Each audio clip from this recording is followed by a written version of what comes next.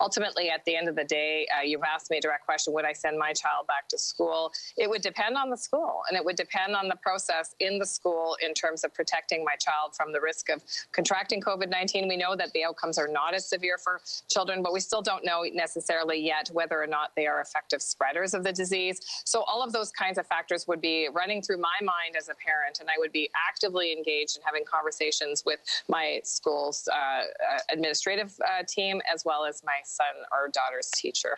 The millions of Chinese people under essentially confinement, if you will, for a very long time. In fact, in some of those cities, people are just getting back to normal. And that was a public health measure that had never been seen before. Those containment efforts ultimately failed. And, you know, I will point to the fact that I stand by the remarks on that I made around borders. I mean, listen, we now have stronger measures on our borders. It became very clear that other countries did not have a good handle on what their outbreaks were looking like, including countries like Iran and Italy, who were struggling. And so as the evidence emerged and as we found new challenges, of course, we took new measures based on the public health advice we were getting. And you know what? I am grateful for a country that believes in evolving science.